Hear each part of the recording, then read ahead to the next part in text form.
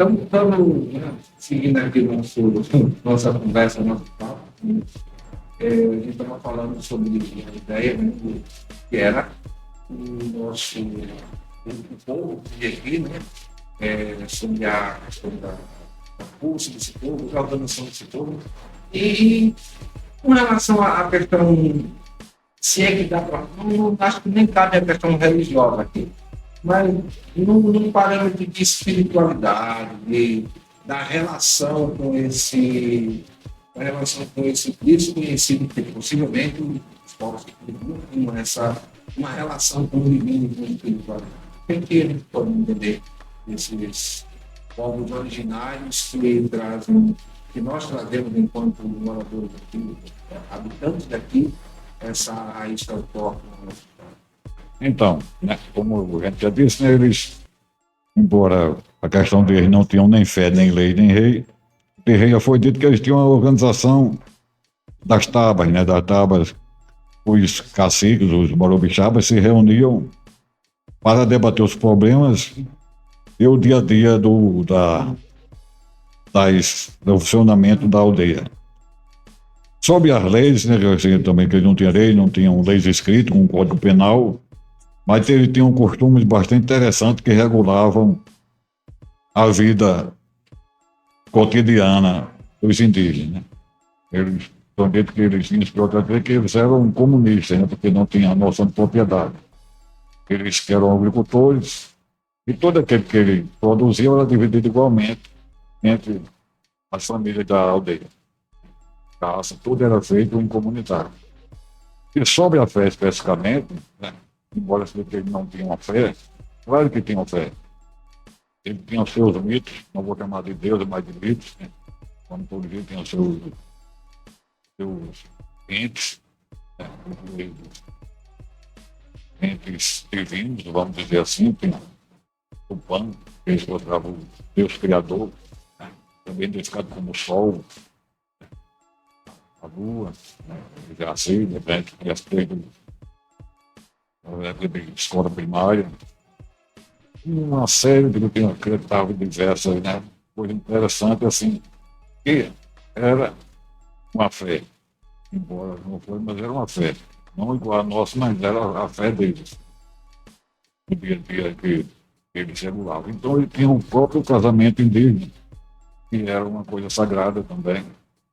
Era um casamento sagrado e também de organização social. E falar esse ponto, talvez eu não tenha nem se atinado para a importância desse ponto central em relação ao casamento sagrado, né, para a história que a gente vai contar desenrolando aqui.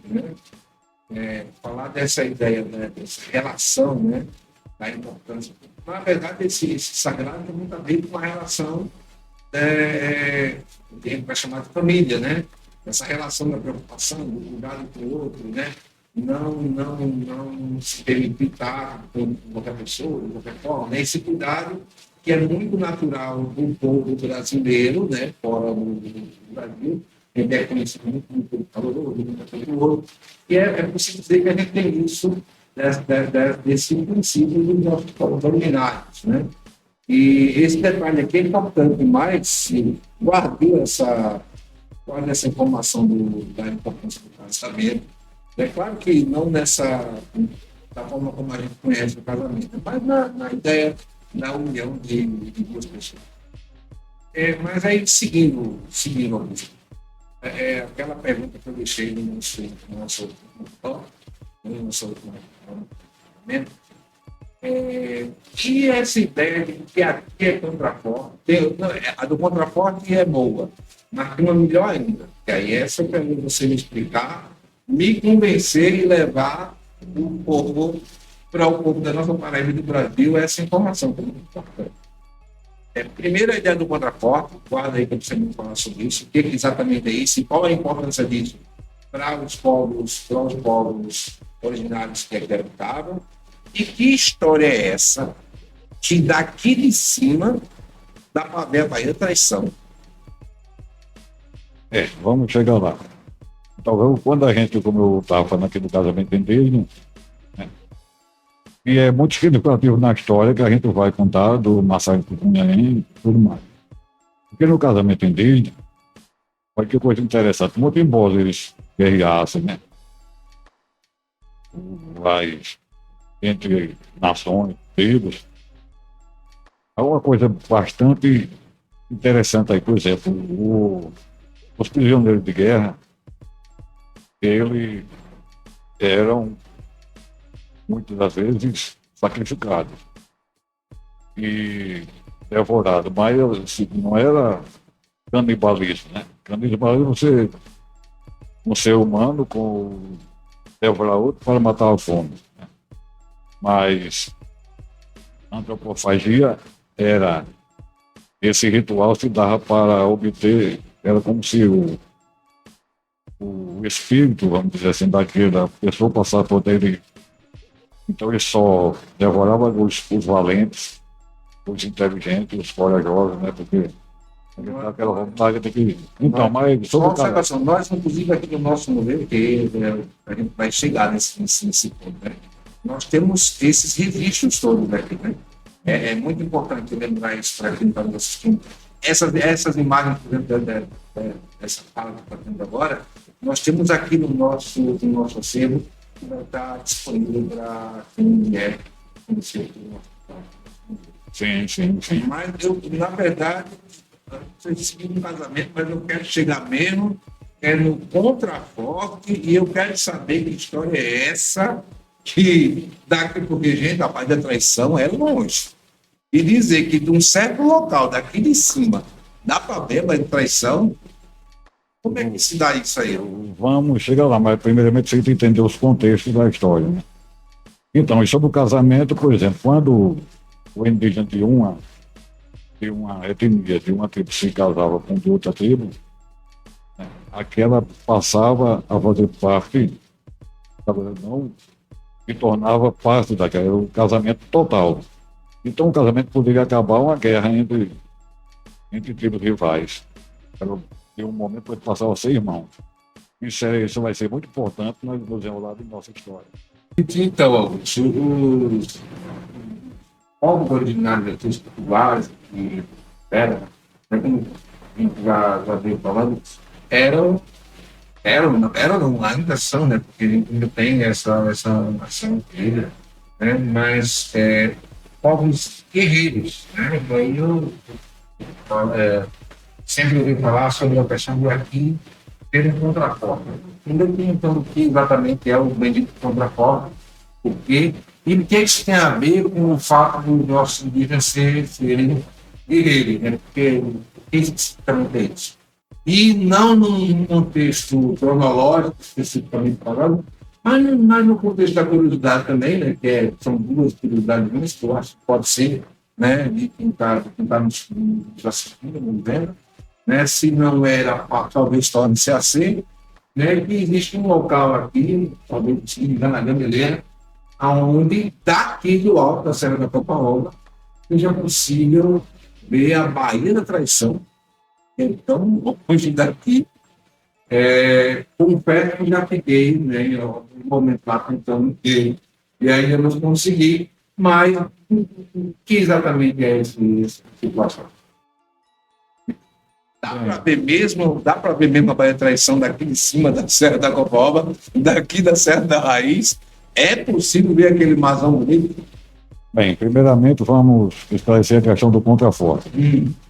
Né? Que é um poema famoso que ele fala o contraforte do contraforte. Né? O contraforte porque seria, quem assistiu, vai ter uma série aí da Globo, né, muito famosa, a muralha. O contraforte é uma muralha.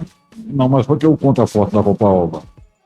Porque já criada a Capitania Real da Paraíba, né, os portugueses e espanhóis, quem conquistou o país foram os espanhóis, o rei espanhol Filipe.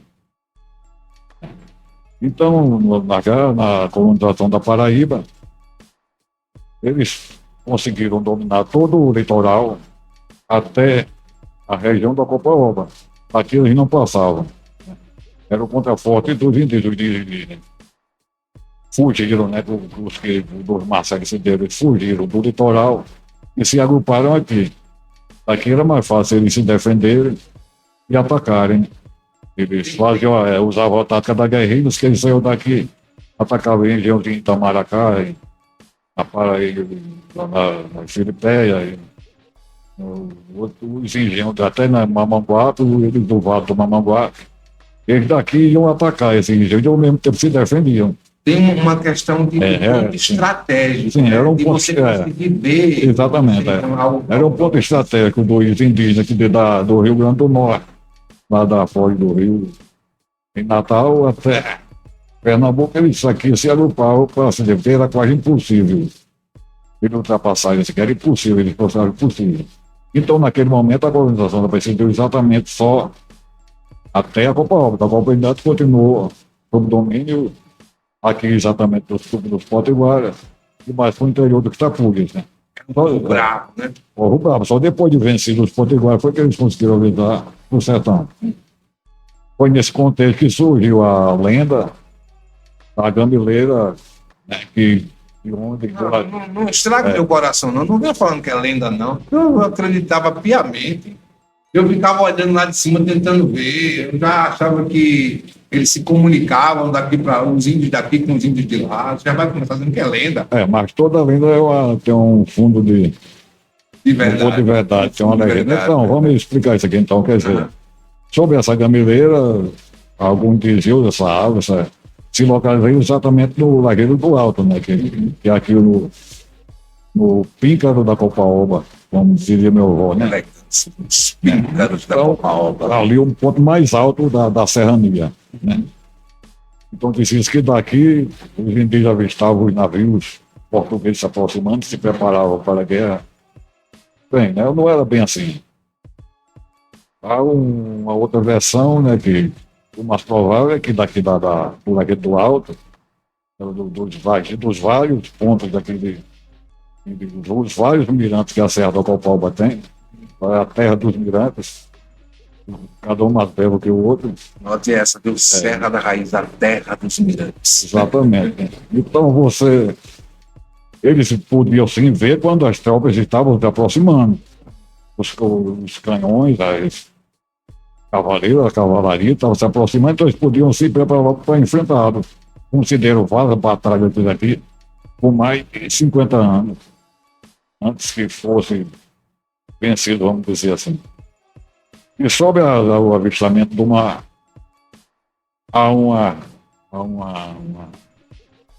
hipótese, eu não pude averiguar se é verdadeira, porque eu nunca fui navegante, nunca entrei em um navio, nem mesmo numa balsa, mas de que os navios que vinham da Europa, quando estavam se aproximando dessa costa,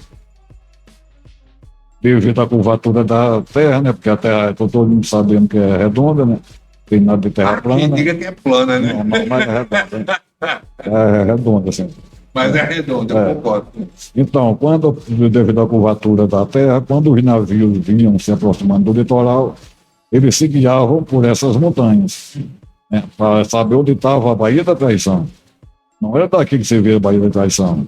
Mas quando os navios se aproximavam da Baía da Traição, podiam se guiar por essas serranias aqui. É uma hipótese que eu não sei se é verdadeiro ou não. Né? Eu confesso que eu gostei mais dessa do que da outra. Agora, pode ser uma legenda, né? Não é bem uma lenda, né? É uma legenda. Aqui já tem uma gameleira lá no... Sim, é o Lajedo do Alto. Lajedo do Alto, isso. Essa é a doeira secular. A gente tem uma gameleira. É a mesma gameleira? A mesma gameleira, né? Ela tem uma saga toda, ela já foi incendiada. Nossa! Aí caiu tudo, assim. Gameleira que é uma árvore sagrada, né? Sagrada. Tanto para os indígenas quanto para os africanos. E até para os helenos, assim, cultura, uma árvore muito simbólica. Pela sua utilidade. Assim, então, eu faço do exagero, lá em Gameleira, curiosamente, em Areia, que tem uma ligação estreita com a Serra da Raiz, havia também uma gameleira histórica, que foi dizimada lá por um raio, se não me engano, Eu, com Maria governava a Paraíba, ainda pensou em transplantar nossa gameleira para lá. Iriam transplantar a nossa Queria levar a nossa gameleira. Pera, não, É. pera. Ele queria levar a nossa gameleira centenária. Sim, acho que ele queria se vingar por conta Não tem dele. condição de ver um negócio desse. Acredito que lá a Atenas Paraibano, seria as partes do Brejo, talvez por vingança, por Dom Adalto ter saído de ali para vir morar na Serra da Raia e levar a nossa gameleira Não para lá. mexa com essa história. Não faço, não. São coisas que merecem ser mais Esclarecidas e história, entendidas. A gente faz um próximo para falar somente dessa conclusão aí, do dia que quiseram levar a nossa gameleira centenária. A gameleira que alguns cristãos diziam que tinha 30 metros de altura, diziam que tinha 300. Né? Eu não sei até hoje porque ela também sofreu um incêndio, caiu. Hoje, pessoal, temos o grande tronco, né? O tronco espetacular, extraordinário, e ali no centro da nossa cidade. E a Deve gente, ser renovado. e a gente vai encerrando essa segunda parte, né? Mas aí, né, a gente já vai nos preparando para talvez um ponto alto dessa nossa conversa, que seria o massacre do Itacanhaém. E aí a gente vai esclarecendo, entendendo, compreendendo essa pergunta lá no começo, né? Onde é que a Paraíba nasceu? Né? Para justificar essa nossa... aquilo que a gente está falando sobre essa história e fazer entender que aqui a nossa Paraíba nasceu. E isso, se você quiser entender, quiser ver, quiser procurar, né, você pode ver isso no nosso terceiro bloco, com certeza. Você pode clicar lá e ir acompanhando conosco esse nosso Paula Cast.